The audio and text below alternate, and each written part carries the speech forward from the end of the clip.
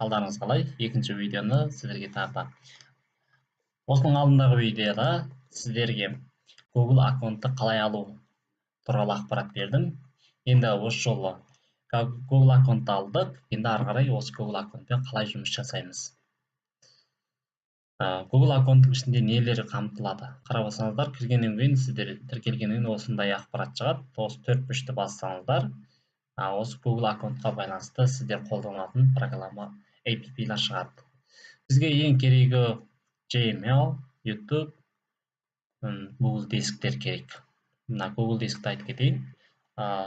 Кез келген жерде, интернеті бар жерде болса, басқа мемлекетте жүрсеңіз де, кез келген ақпаратыңызды осы жерден алып, пайдаланып қолдана аласыз. Қарап отырсаңыздар, өстіп не жасап отырасыздар. Бұл жерде Google дисктің ішінде өзіңіз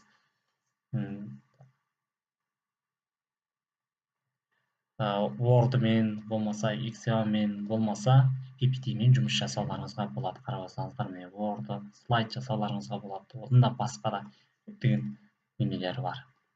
Арнайы PowerPoint түсіріп жүру, Microsoft Office түсіріп жүріңіздің қажеті жоқ кейбір кезде. Және де осы 15 гигабайтке дейін бұл бізге тегін болады. Тегін 15 гигабайтке. Негізінен 15 гигабайт бізге жетеді. Көп ақпарат, өзіміздің маңызды, керекті деген ақпараттарымызды осы жерге сақтап қойсаңыздар болады. Мен жасаған видеоларда да сіздер осыған сақтап қойсаңыздар жоғалмайды. Кез келген кезде, кез келген уақытта ұмытып қалсаңыздар, осыған кіріп көріп, ары қарай жұмысыңызды жасасаңыз болады. Және де осы қалай видеоларды, файлдарды қалай осы Google аккаунтыма жүктеймін деген сұрақты егер де сіздер бұрын пайдаланбаған болсаңыздар, осы сіздерге қиын болады. Егер де пайдаланып жүрген болсаңыз, ешқандай қиындық жоқ. Ол ары қарай осыны әдемілеп пайдаланған сіздерге де тиімді. Егер де бір папканың ішінде болып тұрса, бүкілдей файлдарды осы жерге лақтырғыңыз келсе, біріншісін басасыздар, міне файл деп. Ноутбугыңыздың ішінде кез келген бір мынау сияқты қарап отырсаңыздар, файл дегеніміз мынандай папкада тұрады. Осыны сіз талдап жіберсеңіз болады. Ал екіншісі болса, мына жерде ньюді басасыздар. Мына флоудер дейді. Флоудер ол кез келген фото болсын, видео болсын, файлдың ішінде емес, жеке құжаттарды лақтыруыңызға болады. Мысалы, фотоларды жіберіңіз. Осының ішінен мысалы талдайсыз. Фото болса, picture.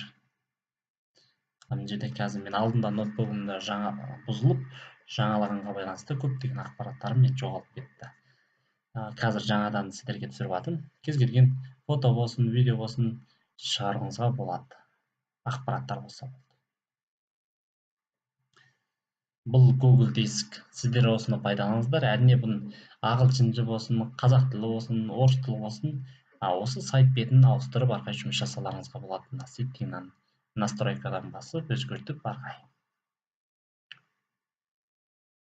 Екінші сіздерге осы Google аккаунтты алып болғаннан кейін ары қарай сіздер Gmail-ларыңызды қолдануларыңызға болады. Кез келген өйткені қазіргі уақытта Gmail көбінесе осы Gmail-мен жұмыс жасалады.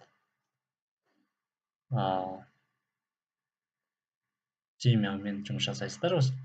Бұнда ешқандай қиындық жоқ. Бұрын сіздер қалай қолданып жүрсеңіздер, солай. Gmail. Келген шпионға жолдайсыздар, жазасыздар, оның бәрі осы жерде бар. Мысалы, жазатын болсаңыздар, керекті ақпараттарын.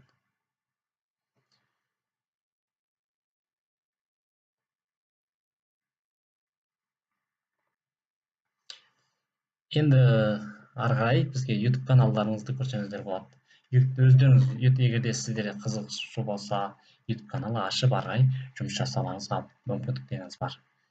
Тікелей YouTube-ға секіреді, және де өзіңіз канал ашып ары қарай жұмыс жасап, тікелей эфир.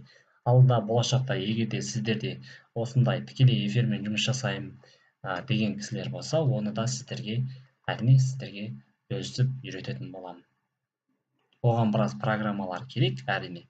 Оны алдымен осыларды үйреніп болғаннан кейін, біраз программаларды орнатып, тікелей эфир, яғни осы онлайн түрде жұмыс жасау. Мен қалай сіздерге видео жасап, болмаса қалай сабақты сіздерге беріп жатқан болсам, сіз де соларды үйренулеріңізге мүмкіндіктеріңіз бар. Өздеріңіз мына осы өзүңүз аккаунт ачасыздар, сол Gmail менен ары карай жұмыс жасайсыздар. Көбінесе осы Google аккаунтпен осындай үш өзінің ішіндегі программалар бар. Осыны ары қарай жұмыс жасайсыздар. Және де ескерте кетейін, осы Google аккаунтыңыздың қауіпсіздігін мән беріңіздер. Міндетті түрде өзіңіздің пайдаланып жүрген телефон нөміріңізге, басқа да Gmail-ларыңызға тұрақты тіркеп ұстағандарыңыз дұрыс. Егер де тіркемесеңіздер, егер де паролдарын басқа кісілер біліп қойып алса, ол аккаунтыңызды ұрлап кету мүмкіншілігі бар. Жақсы, сау саламат болыңыздар. Осы сияқты керекті ақпараттарды сіздерге беріп отырам. Сіздерде қандай да бір осыған байланысты білгілеріңіз келсе, соған байланысты видео жасап бер деп маған жекеге жазсаңыздар, мен сіздерге осы сияқты 3-5 минуттың арасында видео жасап сіздерге постайын жіберіп отыратын боламын. Қайта көріп, ары қарай жұмыс жасаңыздар.